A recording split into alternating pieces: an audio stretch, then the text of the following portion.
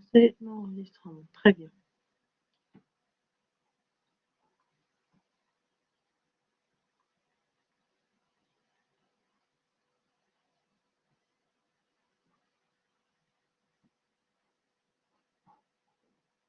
Bien. Alors, on va commencer par le théorème central limite. C'est là où on s'est arrêté la dernière fois. D'ailleurs, on est arrêté sur la partie exemple. Cependant, on va faire un petit rappel par rapport au contenu de ce théorème. D'accord? Donc, soit x1, x2 jusqu'à xn, une suite de variables aléatoires qui sont indépendantes. Avant de continuer ça, je tiens à vous rappeler que la dernière fois, on avait vu les lois, d'accord? La loi normale, la loi Key 2, Student et Fisher. Et on avait vu notamment que il fallait utiliser des tables statistiques afin de pouvoir lire les valeurs de probabilité qu'on aura à calculer ensemble. D'accord? Et donc, on a commencé ensuite le théorème central limite. On verra par la suite les approximations. Donc, soit x1, x2 jusqu'à xn, une suite de variables aléatoires qui sont indépendantes. D'accord? Donc, en fait, on va faire comme la dernière fois. Je vais laisser la partie de chat disponible pour, euh, pour les questions et les remarques. Donc, ces variables aléatoires, ils ont la même moyenne et la même variance. Ça, c'est une particularité qui est très, très importante. Donc, les x1, les x2 jusqu'à xn, ils ont la même moyenne, la même espérance, d'accord? Quand on dit moyenne, c'est espérance. Et ils ont aussi la même variance, qu'on va noter par ceci. Donc, espérance de xi, quand on dit xi, ça veut dire espérance de x1, c'est m, espérance de x2, c'est m, espérance de x3, c'est m, etc. Puisqu'on ne peut pas citer tous les X, les X, d'ailleurs, on ne connaît même pas leur nombre, on écrit d'une manière abrégée E de XI, d'accord? Pour I allant de 1 jusqu'à N, ça veut dire à chaque fois on peut remplacer le I par l'espérance de XI qui est égale à petit m, d'accord? Et pour que vous puissiez comprendre, qu'est-ce que ça veut dire E de XI? Ne le croyez pas quelque chose d'autre, mais ce n'est que E de X1. C'est comme si on va écrire E de X1 égale à petit m, E de X2 égale à petit m, E de X3 égale à petit m, E de X4 égale à petit m, etc. jusqu'à arriver à E de Xn, d'accord? Et donc, en abrégé, on va écrire E de xi égale à petit m. De même, variance de xi est égale à sigma au carré. D'accord? Vous vous rappelez, la dernière fois, on avait dit que on note sigma, c'est l'écart type. Et donc, l'écart type au carré, c'est lui-même la variance. Donc, toutes ces variables aléatoires indépendantes ont la même moyenne et ils ont aussi la même variance. Qu'est-ce qu'on va faire maintenant? On va poser une nouvelle variable aléatoire qui va être constituée à partir de x1 jusqu'à xn. Comment ça? Eh bien, par le fait de faire la somme. On va faire la somme de x1 plus x2 plus x3 plus x4 jusqu'à arriver à xn. Donc, on a constitué une nouvelle variable aléatoire. C'est la somme de toutes ces variables aléatoires qu'on est en train de voir et qu'on va noter par Sn. Ce symbole que vous avez ici, ce n'est que c'est-à-dire la notation de la somme, d'accord? C'est la somme de i allant de 1 jusqu'à n des xi, d'accord? Ça veut dire quoi? C'est la même chose que x1 plus x2 plus x3 plus x4 jusqu'à xn. Très bien. Maintenant, on va voir quelle est l'espérance de notre nouvelle variable aléatoire. Il y a l'espérance de Sn, notre nouvelle variable aléatoire qui est égale à la somme des x1 jusqu'à xn. Voilà, l'espérance de Sn qui est égale à l'espérance de quoi? De la somme des xi. C'est la somme des espérances de xi. D'accord? Est égale à n fois m. N, c'est quoi? C'est le nombre des variables aléatoires qu'on a. Et le M, c'est quoi? C'est l'espérance d'une seule variable aléatoire. Parce qu'on sait que ces variables aléatoires ont la même moyenne. La moyenne de x1 est la même chose que la moyenne de x2. Par exemple, si la moyenne de x1 est égale à 3, la moyenne de x2 c'est 3, la moyenne de x3 c'est 4, de x3 c'est 3, la moyenne de x4 c'est 3, ainsi de suite. Ils ont tous la même moyenne. Donc, qu'est-ce qu'on fait pour calculer l'espérance ou bien la moyenne de notre nouvelle variable aléatoire Sn, c'est quoi? Ce n'est que le petit m, d'accord, qui était l'espérance d'une seule variable aléatoire. On va le multiplier par le nombre de variables aléatoires qu'on a, d'accord? Et ça nous donne un n fois m. Bien. Maintenant, pour la variance, c'est le même principe. La variance de Sn, c'est quoi? C'est le n fois sigma au carré, d'accord? Alors, c'est le nombre de variables aléatoires qu'on avait, d'accord? Fois la variance d'une seule variable aléatoire. Bien. Est-ce que c'est clair? Alors, ne vous en faites pas trop avec ces notations et ces symboles. Si vous n'arrivez pas à très bien les assimiler ou bien les comprendre, vous pouvez directement vous focaliser sur le fait que le E de Sn, c'est quoi? C'est n fois m. Le V de Sn, c'est-à-dire la variance de Sn, c'est le n fois sigma k. D'accord? Alors, dans ce cas, notre yn, une nouvelle variable aléatoire, d'accord, qui est égale à quoi? À Sn moins n fois m, d'accord, divisé par la racine de n fois sigma au carré, d'accord.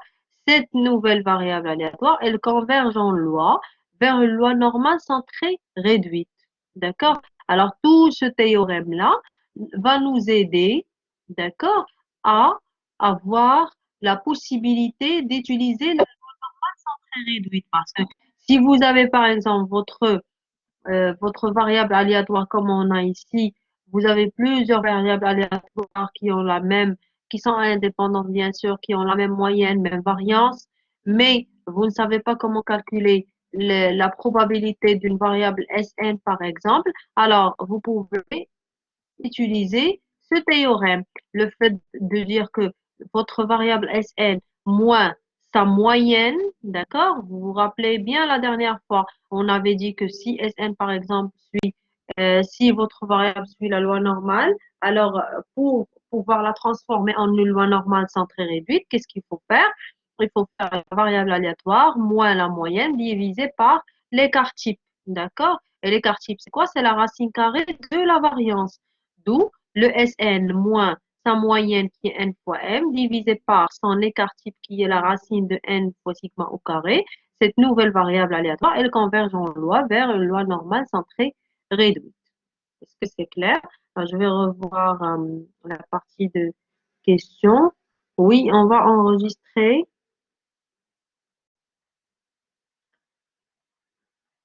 Très bien. Alors, on va enregistrer la séance. Exemple.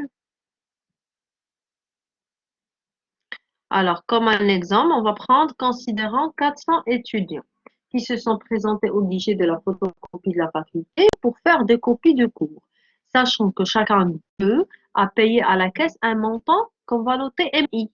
D'accord? Ça veut dire pourquoi on a mis MI pour I allant de 1 jusqu'à N. Normalement, ce N, c'est 400 pour dire que le premier étudiant a payé un montant M1, le deuxième étudiant a payé un montant M2, le troisième un montant M3, etc. D'accord? Supposons que les MI sont des variables aléatoires indépendantes, les MI qu'on a ici. Les MI sont quoi? Je rappelle, ils sont les montants que les étudiants ont payé, que chaque étudiant a payé au centre de photocopie pour faire les copies de cours. Donc, on a dit qu'on suppose que les MI sont des variables aléatoires indépendantes, de même loi inconnue, d'accord? On ne connaît pas forcément quelle est la loi de MI. De moyenne égale à 10 dirhams, la moyenne de votre variable aléatoire, elle est égale à 10, et de variance égale à 25. Maintenant, quelle est la question? Donner la probabilité que la recette totale R du service de la photocopie soit supérieure à 4200 dirhams. Ça veut dire quoi? Donner la probabilité que la recette totale, quand on dit la recette totale, ça veut dire quoi? Eh bien, ça veut dire la somme des montants que tous les étudiants ont payé. Ça veut dire le montant que le premier étudiant a payé, plus le montant que le deuxième étudiant a payé, plus le montant que le troisième étudiant a payé, etc. Donc, ça nous fait quoi? Ça nous, ça nous fait le M1 plus M2 plus M3 plus M4 plus M5 jusqu'à M400. Ça veut dire le montant que l'étudiant numéro 400 a payé. D'accord? Donc, toutes ces variables aléatoires sont indépendantes. On va faire leur somme. Alors, le R, elle est égale à la somme de toutes ces variables aléatoires. C'est M1 plus M2 plus M3 jusqu'à Mn.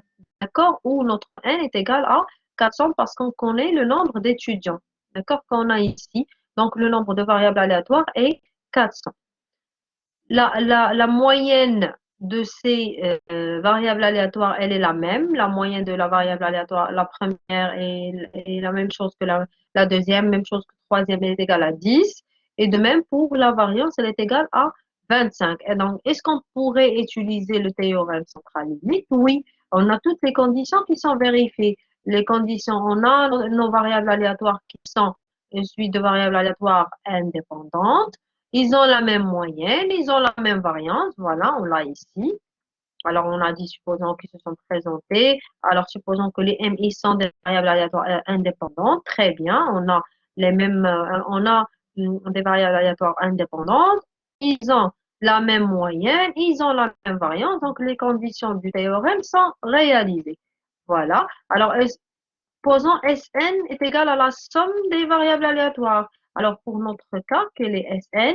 Ben, ça représente le R. D'accord? On a la recette totale, elle est égale à quoi? Elle est égale à M1 plus M2 plus M3 plus M4 plus M5, etc. Alors, donner la probabilité que la recette totale R du service de la photocopie soit supérieure à 4200 dirhams. Donc, pour notre calcul de probabilité, notre nouvelle va être focalisée sur notre nouvelle variable aléatoire qui est le R. Et le R, c'est quoi? C'est la somme, les M1 plus M2 jusqu'à Mn. Bien. Donc voilà, c'est ce qu'on a ici. On a le R est égal à M1 plus M2 plus M3 plus M4 jusqu'à M400. C'est la somme des MI qui allant de 1 jusqu'à 400. Alors, on va commencer pour pouvoir utiliser tout d'abord le théorème central limite, il faudra euh, poser notre nouvelle variable aléatoire qui est le YN. Et le YN, c'est quoi? C'est le SN. SN pour notre cas, c'est R. D'accord? Moins le N fois M. Le N fois M, c'est lui-même l'espérance. D'accord? Quand vous voyez ici, l'espérance de SN, c'est N fois M. C'est la moyenne de notre... Quand je dis moyenne, c'est la même chose que espérance. Alors, c'est l'espérance divisé par l'écart type. Donc, on va revenir à notre exemple et calculer la moyenne de notre nouvelle variable aléatoire qui est R et la variance de R. Alors, quelle est l'espérance de R? C'est N fois M. D'accord? Le N, c'est 400 fois notre M, pour notre cas, c'est 10. Ça nous donne 4000.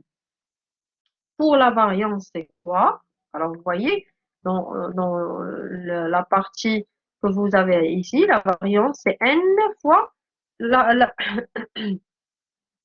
n fois la variance d'une seule variable aléatoire. Donc, ça nous donne n qui est 400 fois 25 au carré, parce que notre variance, pour notre cas,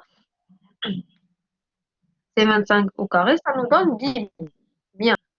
Donc, d'après le théorème central limite, qu'est-ce qu'on a? Le R, d'accord, notre nouvelle variable aléatoire, c'est la même chose que ça représente le Sn qu'on a ici, moins la moyenne qu'on vient de calculer, divisé par l'écart type qu'on vient de calculer. Alors, cette nouvelle variable aléatoire converge en loi vers une loi normale sans très réduite. Qu'est-ce qu'on va faire? On va que remplacer. Donc, ça nous donne R moins NM divisé par la racine de N sigma carré. C'est ce qu'on vient de calculer, c'est R moins 4000. Le 4000, c'est N fois M, divisé par la racine de 10 000. Donc, si vous calculez ça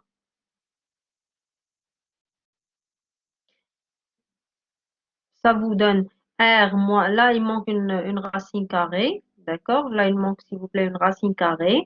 C'est R moins 4000 divisé par la racine de 10 000. Alors, cette nouvelle variable aléatoire, qu'on va noter YN ou bien ce que vous voulez, elles convergent en loi vers une loi normale centrée réduite de N01. D'accord? Je rappelle que la loi normale centrée réduite, c'est une loi normale qui a comme moyenne 0 et comme écart type 1. Alors, la probabilité que R soit supérieur ou égal à 4200, c'est la probabilité que R moins 4000 divisé par 100. 100, c'est quoi? Si vous calculez la racine de 10 000, ça va vous donner 100. D'accord? Donc, R moins 4000 sur 100 est supérieur à 4200. Ce qu'on a fait ici, on va le faire de même de l'autre côté. 4200 moins 4000 divisé par 100. Ça nous fait cette variable aléatoire, on va la noter T par exemple. Là, si vous calculez, d'ailleurs, c'est très clair, 4200 moins 4000, ça vous fait 200, divisé par 100, ça vous fait 2. Donc, c'est P de T supérieur à 2, c'est égal à 1 moins P de T inférieur à 2, qui est 1 moins phi de 2, d'accord? Et phi de 2, si vous essayez de le lire sur la table de la loi normale, vous allez trouver 0,0282. Est-ce que c'est clair? Donc, selon la table de la loi normale centrée réduite, où le T est égal à R moins 4000 sur 100, et il suit la loi normale centrée réduite. D'accord? Donc, le fait qu'on a utilisé cette nouvelle variable aléatoire T, ça nous donne le droit de lire sur la table de la loi normale centrée réduite. Et vous avez ce passage, c'est 1 moins phi 2, qui est égal à cette valeur. Alors, est-ce que c'est clair? Je reviens voir la partie des messages. Alors, est-ce qu'on... Arrêtez, s'il vous plaît, de poser des questions par rapport à l'examen. On vient de commencer.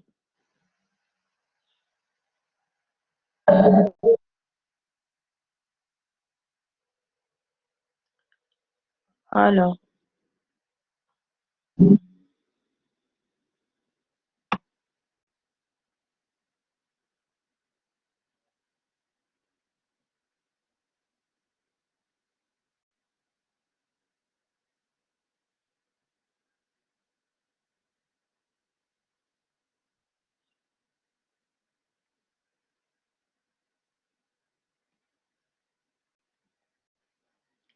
je reviens dans la partie pour voir une remarque.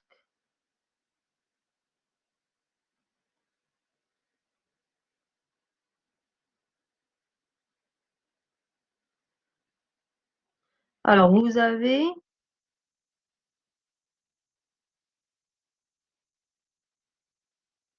Oui. Alors, exactement. Merci pour la remarque. Là, c'est un 25. C'est pas un 25 au carré. Alors là, il y avait c'est 400 fois 25. C'est pas 25 au carré. Parce que d'ailleurs, le sigma au carré, c'est lui-même la variance. Et ça vous fait 25. D'accord? Pour notre cas, 25.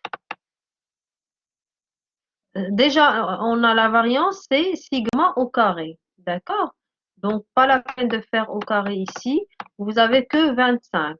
Au niveau du calcul, je l'ai pris en considération, mais au niveau de la formule, c'est 25. C'est pas 25 au carré. D'accord? Donc, vous éliminez ce carré que vous avez ici, ça vous fait 10 000. Alors,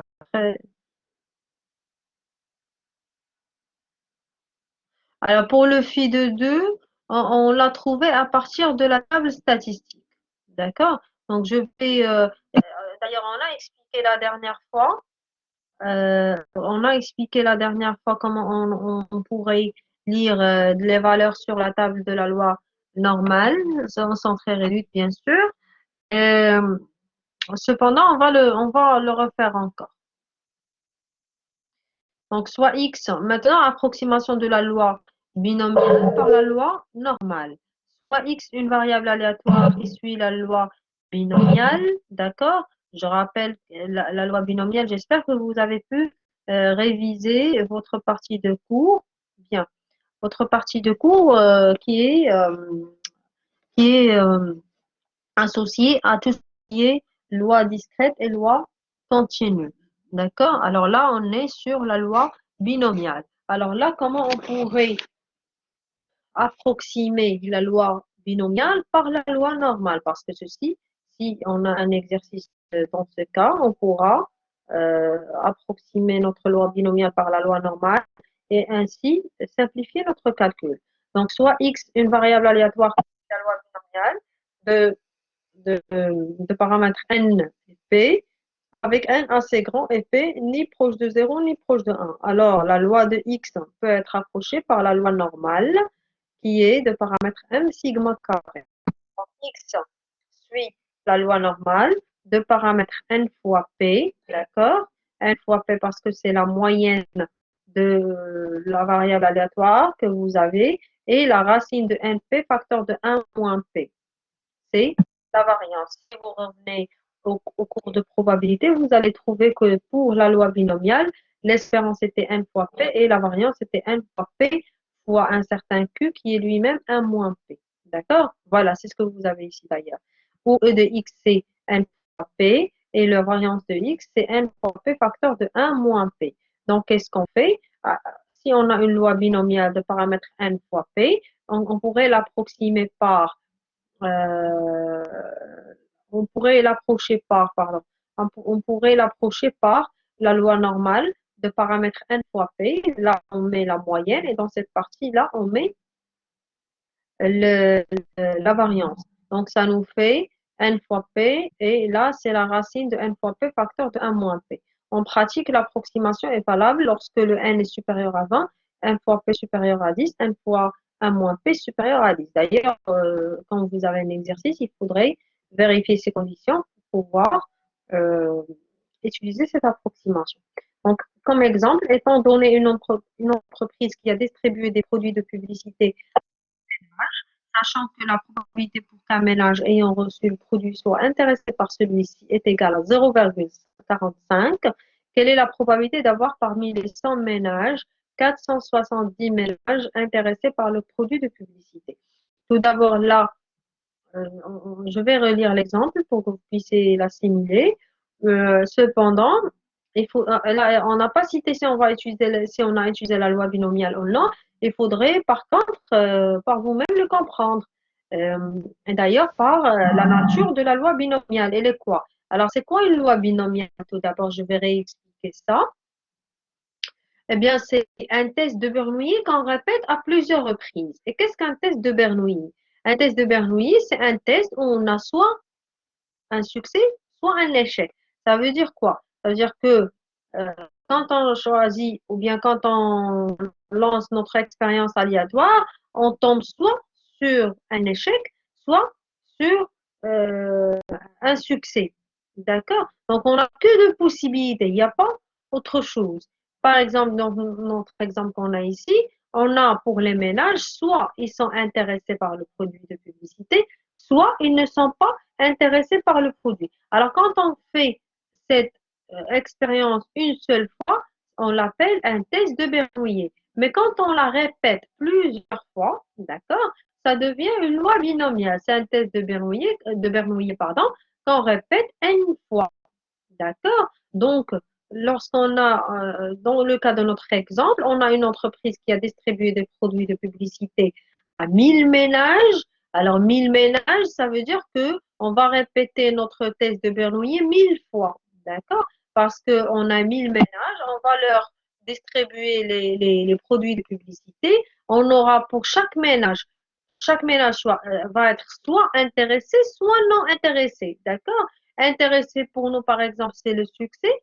Non intéressé, c'est l'échec. Donc, lorsqu'on va distribuer un produit de publicité à un ménage, il va être soit intéressé, soit non intéressé. Le deuxième ménage va être soit intéressé, soit non intéressé. Donc, c'est un test de Bernoulli qu'on va répéter 1000 fois. D'accord? Donc, pour notre cas, le petit n, c'est 1000. D'accord? Et quelle est la probabilité qu'un ménage soit intéressé par le produit? Voilà, c'est ce qu'on a dans cette phrase. Sachant que la probabilité qu'un ménage ayant reçu le produit soit intéressé par celui-ci est égale à 0,45. D'accord? Donc, pour le petit p, c'est quoi? C'est le 0,45. Donc, notre variable aléatoire dans ce cas, elle suit une loi binomiale de paramètres 1000 et le petit p, c'est le 0,45. 45. Bien. Maintenant, quelle est la probabilité d'avoir parmi les 1000 ménages 470 ménages intéressés par le produit? Très bien. Donc, soit X, le nombre de ménages, ces ménages, intéressés par le produit parmi les 1000 ménages. On a X suit une loi binomiale, d'accord, de paramètres 1000 et 0,45. La probabilité recherchée est égale à P de X égale à 470. D'accord? Alors, quelle est la probabilité d'avoir parmi les 1000 ménages 470 ménages intéressés par le produit de publicité? Donc, la probabilité que X soit égal à 470. Vu la difficulté pardon, du calcul de cette probabilité, on sera amené à utiliser l'approximation d'une loi binomiale par la loi normale. Alors, pour pouvoir utiliser ça, qu'est-ce qu'on fait? Il faudra vérifier ces conditions. Est-ce que n est supérieur à 20? Est-ce que n fois p est supérieur à 10? Est-ce que n fois 1 moins p est supérieur à 10? Si on arrive à vérifier ces conditions, dans ce cas, on pourra approcher la loi binomiale par la loi normale. Donc, c'est ce qu'on va faire. On a le P qui est égal à 0,45, d'accord, ni proche de 0 ni proche de 1. Et N qui est égal à 1000, il est supérieur à 20. 1 fois P qui est égal à 1000 fois 0,45 égale à 450, c'est supérieur à 10. Et N fois 1 moins P est égal à 1000 fois 0,55 qui est 550, supérieur aussi à 10. Donc, le X, il suit la loi normale, paramètre n fois p, et de variance n fois p fois q, qui est égal à n, la loi normale, avec les valeurs, ou bien avec les paramètres suivants. Et on va utiliser l'expression, d'accord, de la fonction de répartition de euh, la loi normale pour notre calcul. Donc, ça nous fait 1. Si vous vous rappelez, je vous ai donné cette formule la dernière fois. Je vais revenir sur la partie pour vous la montrer. Voilà. Donc, f de x, c'est quoi? Non, ça c'est l'exercice.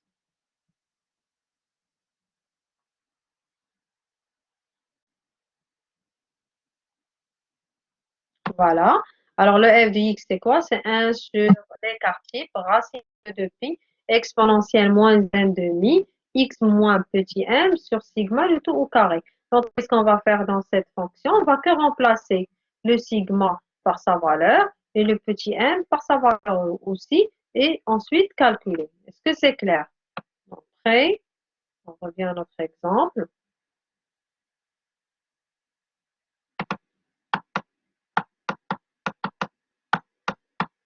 Bien. Donc, pour notre cas, la racine de 15,73 qu'on a ici, racine de 2pi, exponentielle moins 1 demi. Alors là, c'est 470, c'est notre x, d'accord? On a le x qui est égal à 470, moins le 450 qui est la moyenne, divisé par la racine de 15,73, le tout au carré. Alors, si vous calculez ça, vous aurez cette valeur. Est-ce que c'est clair?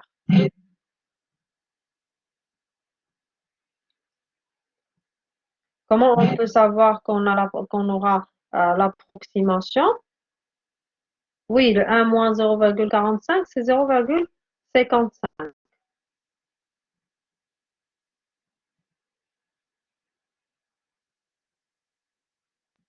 Non, la probabilité, elle est égale à 0,45. D'accord? La- Très bien. Alors, c'est une suite, c'est une répétition de loi de Bernoulli ou bien test de Bernoulli.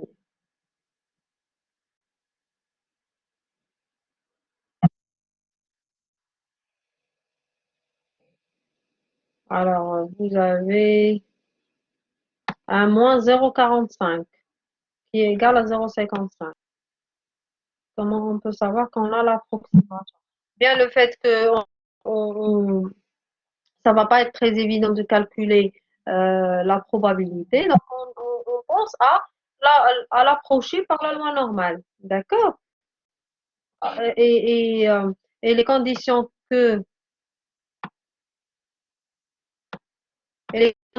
voilà, et les conditions sont déjà réalisées.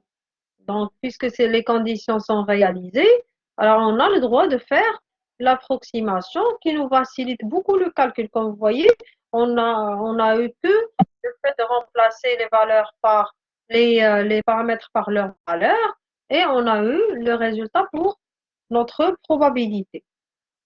Bien, on passe à la partie suivante, approximation de la loi de Poisson par la loi normale.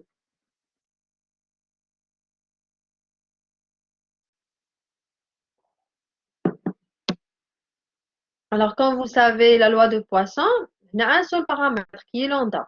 Alors, soit x, une variable aléatoire qui suit la loi de Poisson de paramètre lambda, x suit la loi de Poisson de paramètre lambda, comme noté ici. Lorsque lambda est supérieur ou égal à 20, d'accord, x peut être approché par la loi normale de paramètre lambda, racine de lambda. Est-ce que c'est clair? Donc, c'est très simple. Mais ceci lorsque lambda est supérieur ou égal à 20. Étant donné une société dont le nombre de fois qu'elle est en rupture de stock durant une année est une variable aléatoire qui suit la loi de Poisson de paramètre 36, quelle est la probabilité pour que le nombre de la société soit en rupture de stock durant une année soit inférieur à 39? D'accord? Donc, soit X le nombre de ruptures de stock dans cette société durant une année, X y suit la loi de Poisson de paramètre 36. La probabilité qu'on est en train de chercher est quoi? C'est X inférieur à 39. Donc, c'est quoi?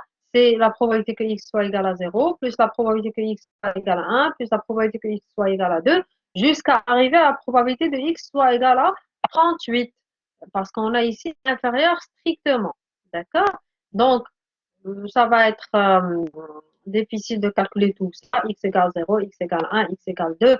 Ça va être 38 fois. Il faut faire cette opération-là 38 fois. Et ça va être très lourd. Donc, on préfère passer à la loi normale, d'accord? Puisque notre lambda est supérieur à 20. Donc, P de x inférieur à 39, c'est quoi? Là, c'est strictement, s'il vous plaît. Alors, c'est P de x moins 36. Alors, dans ce cas, tout d'abord, l'autre x, il suit la loi normale de paramètre 36, racine de 36 qui est 6, d'accord? Et donc, pour pouvoir calculer ça, il faudra passer à la loi normale centrée réduite. Donc, le P de x inférieur à 39, c'est le P de x moins 36 divisé par 6, moins la moyenne divisé par le 6 que vous avez ici.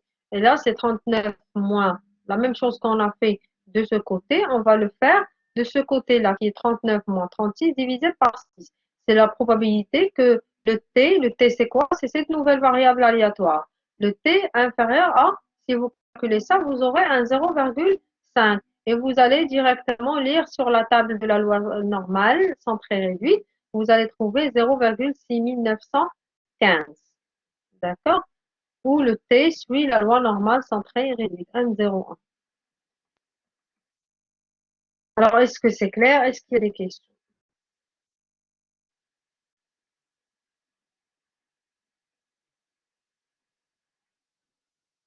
La formule de la loi binomiale? Non, elle dit que la formule de la loi normale, c'est pas la formule de la loi binomiale.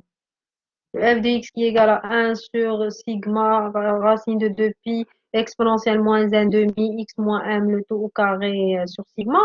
Alors là, c'est l'expression de la fonction de répartition de la loi normale. Bien. Alors après, on va passer au deuxième chapitre.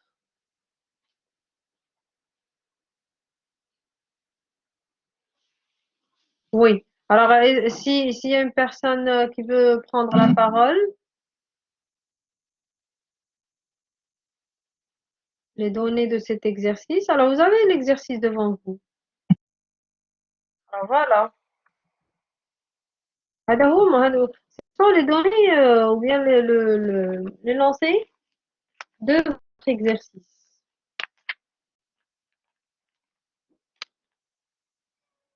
Maintenant, on va commencer le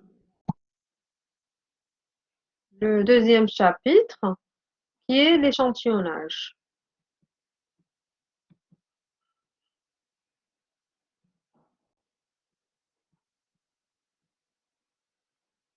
Bien.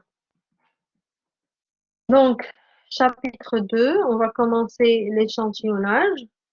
Avant ça, on va faire deux applications, d'accord, par rapport au calcul de probabilité. Alors, application 1, soit x une variable aléatoire de loi normale, à la loi normale qui a comme paramètre 3, 2, calculer la probabilité que x soit compris entre 3 et 7. D'accord? Donc, pour pouvoir calculer cette probabilité, notre x suit la loi normale 3, 2. Donc, il faudrait convertir ceci en une loi normale centrée réduite. Alors, comment faire ça? Eh bien, le P de x compris entre 3 et 7, c'est la probabilité que x moins ce 3 que vous avez ici, qui est la moyenne, divisé par le 2 que vous avez là. Et ce qu'on a fait au milieu, on va le faire pour les deux côtés. Donc, c'est 3 moins 3 divisé par 2. Et là, c'est le 7 moins 3 divisé par 2. Donc, comme valeur finale, vous aurez un 0 et un 2. Et le x moins 3 divisé par 2, c'est notre nouvelle variable aléatoire qu'on va noter z. Alors, cette nouvelle variable aléatoire, elle suit la loi normale centrée réduite, la loi M01. Et donc, la probabilité que x soit compris entre 3 et 7, c'est la probabilité que z soit compris entre 0 et 2. Donc, notre variable aléatoire z suit la loi normale centrée réduite. On pourra directement passer à la fonction de répartition de la loi normale centrée réduite. Ça veut dire que c'est phi de 2 moins phi de 0. Et on va lire sur la table statistique la valeur de phi de 2 et la valeur de phi de 0. Est-ce que c'est clair? Ça, c'est juste deux applications en tout ce qui concerne le côté technique. Alors, donner la valeur de la probabilité que la valeur absolue de x soit inférieure strictement à 5, sachant que x suit la loi normale de paramètre 1, 2. Donc, la probabilité que x en valeur absolue soit inférieure strictement à 5, c'est la probabilité que x soit compris entre moins 5 et 5. Là, c'est une relation ou bien une technique par rapport à l'heure absolue. C'est la probabilité que x soit inférieur à 5 moins la probabilité que x soit inférieur à moins 5. Alors, pourquoi ça? Vous avez la règle ici. Le P de x compris entre A et B, c'est le F de B moins F de A, comme vous avez tous connu. Alors, et c'est la probabilité que x soit inférieur à B moins la probabilité que x soit inférieur ou égal à A. D'accord? Donc, c'est pour ça on a fait le P de x inférieur à 5 moins P de x inférieur à moins 5. On prend directement les valeurs. Maintenant, il faudra calculer ces probabilités. Alors, pour pouvoir les calculer, il faut passer à la loi normale centrée réduite, qui est le x moins 1 sur 2, d'accord, inférieur ou égal à je viens de dire qu'il faut passer de la loi normale à la loi normale centrée réduite. Donc, il faut faire le x moins la moyenne divisé par le 2. Alors, et ce qu'on a fait ici, on va le faire de même dans cette partie-là. Donc, x moins 1 sur 2, inférieur ou égal à 5 moins 1 sur 2, moins le p de x moins 1 sur 2, inférieur à moins 5 moins 1 sur 2. Après, on va calculer. Donc, pour cette partie-là, on aura 2. Pour celle-là, on aura moins 3. Donc, c'est y inférieur strictement à 2, moins p de y inférieur strictement à moins 3 où le y est égal à x moins 1 sur 2. Donc, notre nouvelle variable aléatoire y suit la loi normale centrée réduite. Alors, le p de x inférieur à 5 en valeur absolue, c'est le p de y inférieur à 2 plus p de y inférieur à 3 moins 1. Pourquoi?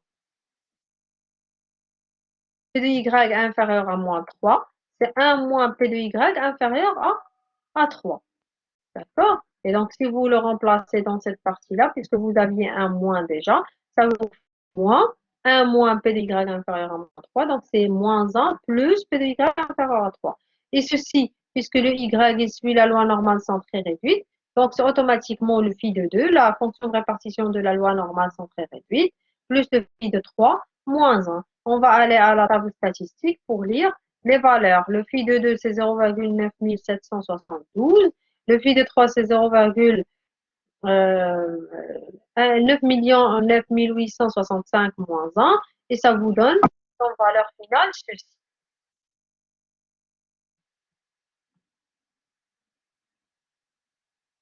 Exactement. Oui.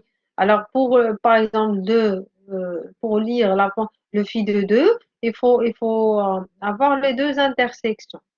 D'accord? Alors, attendez, je vais essayer de...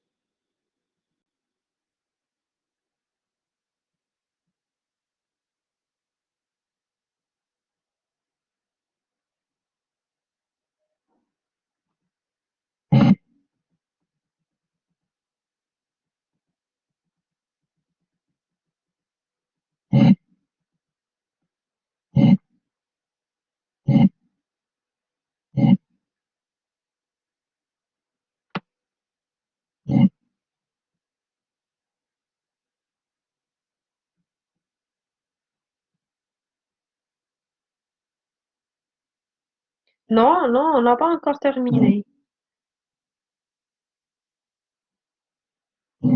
Le phi de 2, on va le lire euh, le phi de 2, on va le lire sur la table statistique de la loi normale. Madame, l'écran est noir. Oui, oui, j'essaie de...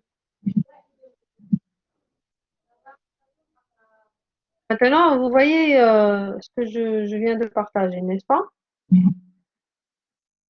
Vous voyez Oui, la correction? oui, madame. Très bien, très bien. Donc, on va passer au chapitre 2, qui est l'échantillonnage.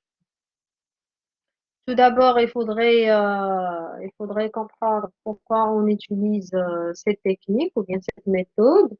Par exemple, on est une entreprise euh, qui vend des vêtements de femmes, par exemple, bien d'hommes, comme vous voulez, et on voudrait étudier, par exemple, la population afin afin d'améliorer, par exemple, notre service. Donc, est-ce qu'on va étudier toute la population marocaine qui comporte, par exemple, 40 millions de personnes? Ça va être très coûteux et lourd. Et donc, l'alternative, c'est quoi? Eh bien, de prendre un échantillon. On va prendre un échantillon et l'étudier pour pouvoir dire à la fin que voilà ce qu'on a eu comme étude à partir de cet échantillon, on va l'étaler sur toute la population marocaine. Madame, l'écran est noir. Non, non. Non, vous avez, Non, non. Maintenant, c'est vous mieux. voyez Maintenant, c'est Non. mieux. très bien.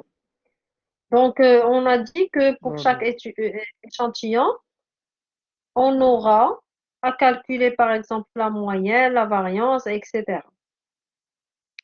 Donc, c'est ça la base de l'échantillonnage. C'est lorsqu'on a une population qui est très grande, d'accord, où il y a beaucoup d'individus, et, et ça va être très difficile, coûteux et lourd d'étudier toute la population pour pouvoir en avoir quelques particularités ou bien quelques spécificités. Donc, qu'est-ce qu'on fait à cette étape? On ne prend qu'un seul échantillon, d'accord? ou bien des échantillons. On va faire nos études sur ces échantillons-là et en déduire ou bien en tirer les choses qu'on voudrait avoir. D'accord? Donc, considérant une population de taille n dans laquelle on s'intéresse à étudier deux caractères, l'un quantitatif x de moyenne m et de variance sigma carré, et l'autre quantitatif y de proportion p par exemple. Donc, quelles sont nos solutions? La première solution consiste à réaliser une étude sur l'ensemble des individus de la population. C'est ce qu'on appelle recensement. D'accord? C'est ce que j'ai dit au début. On va étudier toute la population. La solution 2, une deuxième solution, consiste à prendre uniquement une sous-population. D'accord? Une sous-population, c'est ce que je vais appeler un échantillon de taille petit n. Alors là, la population en entier, elle a la taille grand N. D'accord? Moi, je vais prendre un échantillon de taille petit n. Bien sûr, le petit n va être strictement inférieur à grand N, c'est normal. Et essayer de trouver des approximations pour les différentes caractéristiques. Alors, caractéristiques, ça veut dire la moyenne, la variance et la proportion. C'est ce qu'on appelle enquête par échantillonnage. Bien. Alors, les paramètres que je vais vous dire ici, ils sont très importants et il faut bien les mémoriser parce que ça va constituer les notations qu'on va utiliser par la suite. Alors, pour une population, le M, le sigma carré, le petit p et le n représentent respectivement la moyenne. Le petit n, c'est la moyenne. Le sigma carré, c'est la variance. Le petit p, c'est la proportion. Et le n, c'est la taille de la population. D'accord? Donc, quand on va toujours parler d'une population, on va parler de petit m, de sigma carré, de petit p et de n. Pour un échantillon, un échantillon a aussi une moyenne. On va la noter x bar. Donc, à chaque fois que vous voyez x bar, alors là, c'est la moyenne de l'échantillon. Le petit m, c'est la moyenne de la population. Ils sont toutes les deux des moyennes, d'accord? Mais ça, c'est la notation de la moyenne de la population et ça, c'est la notation de la moyenne de l'échantillon. Le S carré, c'est la variance de l'échantillon. On appelle pour le x bar soit la moyenne empirique. Le S carré, c'est soit la variance empirique. Le petit f, c'est la fréquence, d'accord? Et la taille, le petit n, c'est la taille de la population. Donc, vous avez comme paramètre de la population petit n, sigma carré, petit p, la taille c'est n. Pour l'échantillon, c'est x bar, s carré, petit f. Et l'échantillon de taille petit n. Bien. Maintenant, qu'est-ce qu'un échantillonnage aléatoire simple? Parce qu'il y a plusieurs types d'échantillonnage. D'accord? Il faut le savoir. Cependant, pour nous, on va principalement se focaliser sur l'échantillonnage aléatoire simple. Alors, pourquoi un échantillonnage? Tout d'abord, qu'est-ce que c'est? Alors, échantillonnage est l'ensemble des opérations permettant de sélectionner de façon organisée les éléments de l'échantillon. D'accord? Un échantillonnage est aléatoire si tous les individus de la population ont la même probabilité de faire partie de l'échantillon. Ça veut dire quand on aura par exemple la population marocaine, on va, on va choisir d'une manière aléatoire n'importe quel individu, de la classe pauvre jusqu'à la classe moyenne, bien à partir des âges, on va dire à partir des enfants ainsi que les adultes, peu importe. Donc, tous les individus ont la même probabilité d'être choisis pour faire partie de cet échantillon. Et on dit qu'un échantillon est simple si les prélèvements des individus sont réalisés indépendamment les uns des autres. On ne va pas choisir par groupe, par exemple. On va choisir un individu par individu. D'accord? On dit dans ce cas que notre échantillonnage est simple.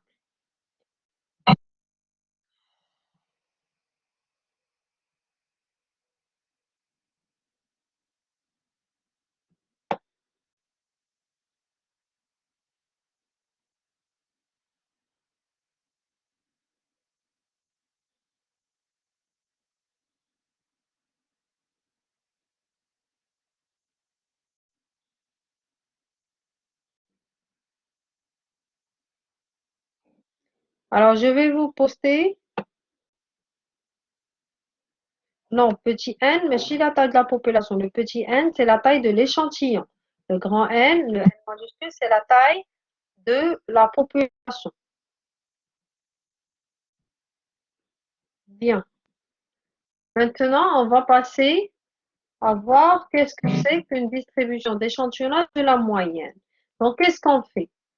Là, on a trois parties. Distribution d'échantillonnage de la moyenne, de la variance et de la fréquence. Qu'est-ce que c'est qu'une distribution d'échantillonnage de la moyenne?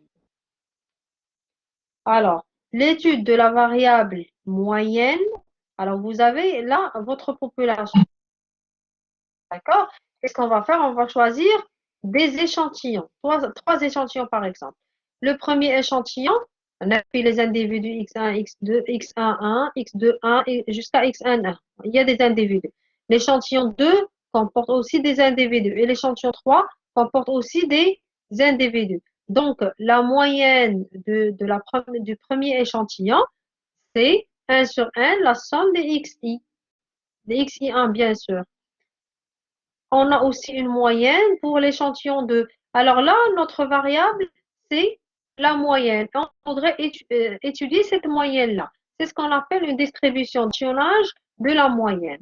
Alors, soit une population au sein de laquelle on prélève tous les échantillons possibles d'une manière aléatoire et simple, comme on vient d'expliquer dans le slide précédent.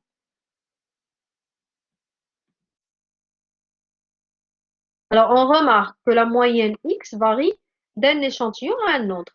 La moyenne X bar, d'accord?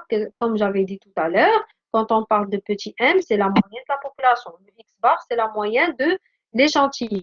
On remarque que ce n'est pas la même valeur. La moyenne de cet échantillon n'est pas la même chose que celle-là, n'est pas la même chose que la moyenne du dernier échantillon. Et donc, c'est une variable. L'étude de cette variable est appelée l'étude de distribution d'échantillonnage des moyennes. C'est une variable, c'est une chose qui varie, et donc on a intérêt à l'étudier. Le fait de l'étudier, c'est ce qu'on appelle une distribution d'échantillonnage de la moyenne. On dit aussi que x bar, la moyenne de l'échantillon, possède une distribution de probabilité appelée distribution de l'échantillonnage de la moyenne. Donc, on peut calculer l'espérance mathématique, la variance, et déterminer la loi de cette distribution. Ça veut dire, on a une nouvelle variable, d'accord? Une variable qui est appelée x bar, qu'on va étudier. On va l'étudier pour calculer son espérance, calculer sa variance et euh, calculer son espérance et calculer sa variance, d'accord? Ainsi que déterminer sa loi.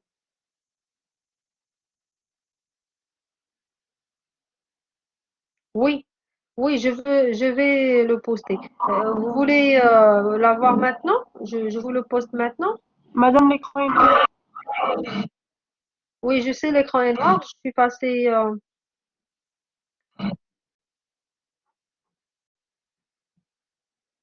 Oui, d'accord. Allez, je vais vous le poster juste maintenant. Je sais que ça va pas. J'espère que ça va pas. De toute façon, il nous reste 5 minutes. D'accord? Il nous reste 5 minutes, donc je vais vous le poster. Ça va nous prendre un petit moment.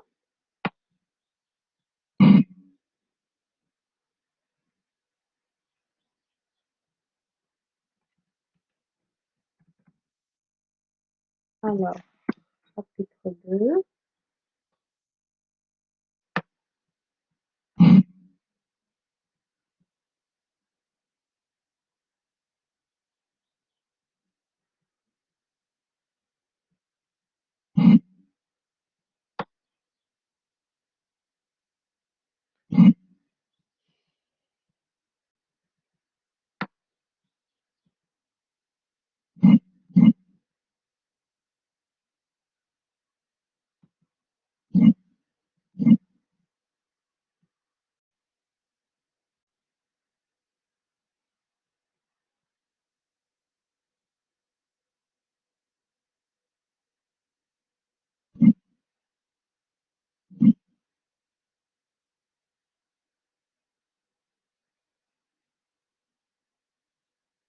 Oui. Alors à chaque fois, je vais vous déposer le cours avant le début de la séance pour que vous puissiez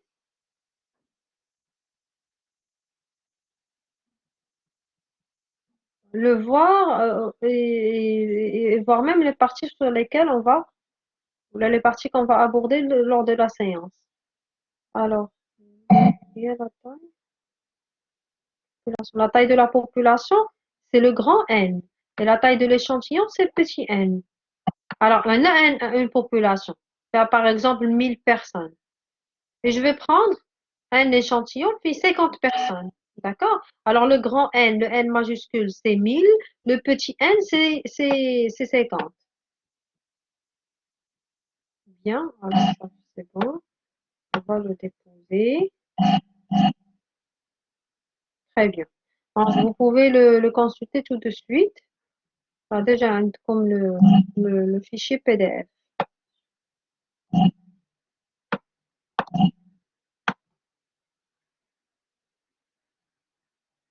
Oui, c'est très important euh, de connaître les lois parce on va les utiliser durant toute la partie. Un, la taille de la loi, très bien. Un, la taille de l'échantillon. Bien. Alors, on avance. On a deux cas de tirage. D'accord? Lorsqu'on voudrait faire un tirage, on a deux cas. Un tirage sans remise, un tirage avec remise. C'est le même concept que vous connaissiez avant, la probabilité. Donc, on dit qu'on a un tirage sans remise et donc on est dans le cas d'un échantillon qui est exhaustif. Dans le cas où la taille de la population est finie de taille n, au sein de laquelle est prélevé sans remise, d'accord, un échantillon aléatoire et simple de taille petit n, on a l'espérance de la moyenne, l'espérance de x bar, c'est petit m. Et la variance de x bar, c'est quoi? C'est le grand N, la taille de la population, moins la taille de l'échantillon, divisé par la taille de l'échantillon moins 1 fois la variance divisé par petit n. C'est une formule. Le n moins n sur n moins 1, on ne l'utilise que dans le cas d'un échantillon qui est exhaustif. Et d'ailleurs, on l'appelle un facteur d'exhaustivité. D'accord? Donc, lorsqu'on a un échantillon qui est exhaustif, et d'ailleurs dans la plupart des cas, on le dit dans l'exercice, on a un échantillon qui est exhaustif. Comment on fait pour calculer les paramètres, bien, comment calculer l'espérance et la variance de la moyenne? Eh bien, en utilisant ces deux formules. La première formule, la moyenne ou bien l'espérance de la moyenne que vous avez ici, c'est la même moyenne de la population. Le petit m là qu'on a ici, c'est la moyenne de la population globale. Et la variance de la moyenne, c'est quoi? C'est le n moins petit n sur n moins 1. Vous ne faites que remplacer fois le sigma carré sur petit n. Pour le cas d'un échantillon qui est non exhaustif, d'accord? Ça veut dire que vous avez un tirage avec remise. Dans le cas où la taille de la population est grande, au sein de laquelle est prélevé avec remise un échantillon aléatoire et simple de taille petit n, on a l'espérance, c'est la même moyenne que la moyenne de la population globale. Et la variance, c'est le sigma carré sur n. Si vous remarquez, c'est presque la même formule, sauf que pour là, on a à multiplier par un facteur d'exhaustivité lorsque l'échantillon est exhaustif. Mais ici, on n'a pas à multiplier par un certain facteur, on ne garde que sigma carré sur petit n. Sinon, dans la suite de tout ce qu'on va voir, on ne va traiter que les cas, d'accord? Les cas de tirage non exhaustif, d'accord? Les tirages avec remise. Et bien sûr, lorsque pour vous, vous avez un tirage sans remise, eh bien, vous ne faites que multiplier pour la variance. Pour l'espérance, il n'y a pas de problème. Pour la variance, il ne faut que multiplier par le facteur d'exhaustivité. Bien.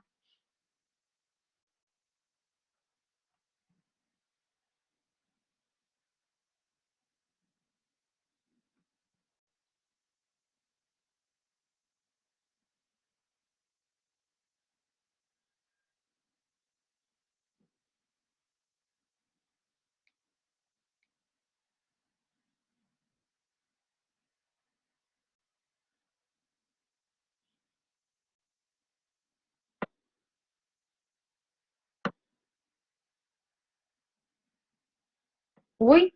Alors, on a le cours qui est en train d'être enregistré et je vais vous le poster comme on a fait pour les séances précédentes.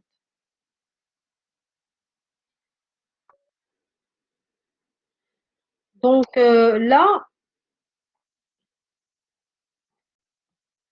on a la division d'échantillonnage de la moyenne, on continue pour le premier cas. Donc là, je vais vous poster directement les cas et selon votre exercice, vous allez utiliser le cas que vous avez devant vous.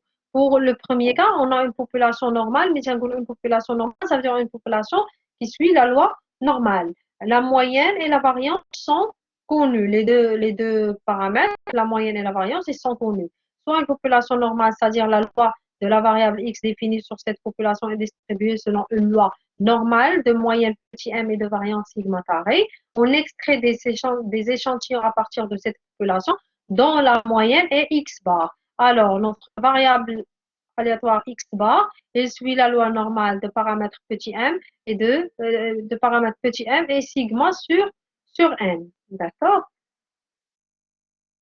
Pour la population normale, pour le cas 2, on a une population normale, la taille est petite, la taille de la population inférieure à 30, et la variance, elle est inconnue. Soit une population de moyenne petit m et de variance. Alors, il ne faut que mémoriser ces cas, et quand on va passer à la partie exercice, on va comprendre quand est-ce qu'on utilise chaque cas. Alors, soit une population de moyenne petit m et de variance sigma carré qui est inconnue. Alors, comme j'ai expliqué tout à l'heure, l'essentiel et la base et l'objectif pourquoi on est en train de faire ces cas, c'est pour nous faciliter le calcul de probabilité. Quand on a à calculer une probabilité devant nous, eh bien, il faudra euh, se situer. On est dans quel cas? Est-ce que le premier cas, deuxième cas, troisième cas, pour pouvoir faire nos calculs de manière simple. Soit une population de moyenne petit m et de variance sigma carré qui est inconnue,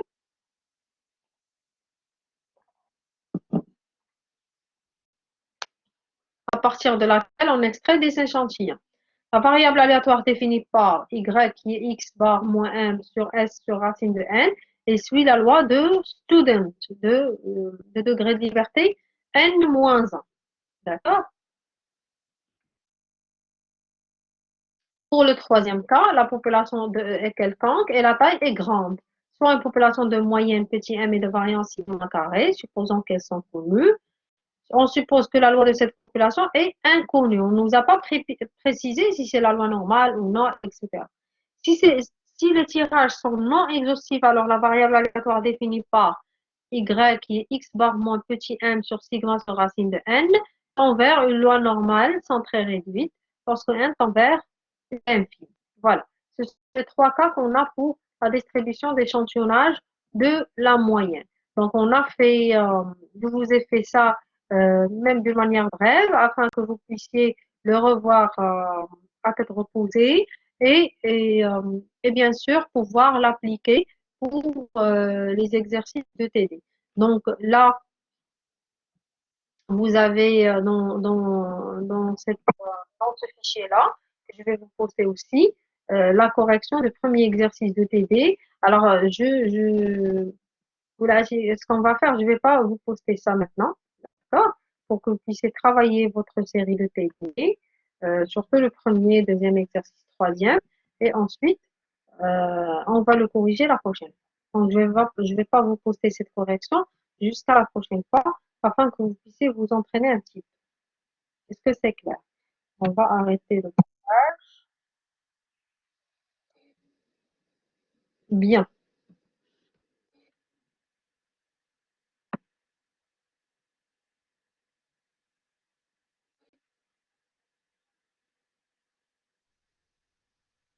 Merci, madame.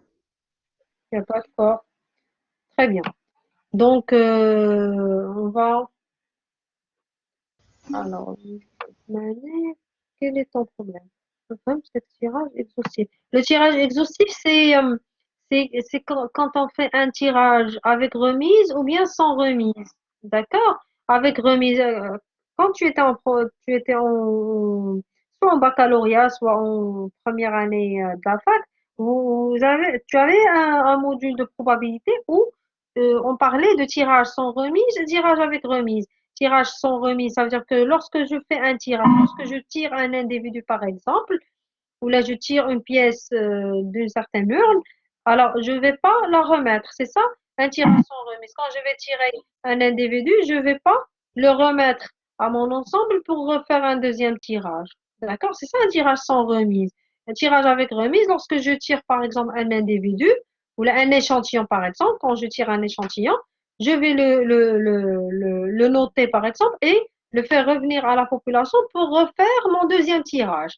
D'accord? Donc, il se peut que les individus que j'ai déjà tirés au début soient retirés encore.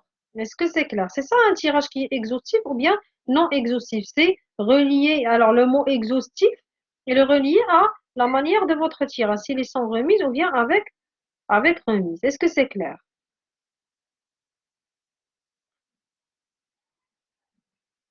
Oui. Alors, très bien. Donc, on va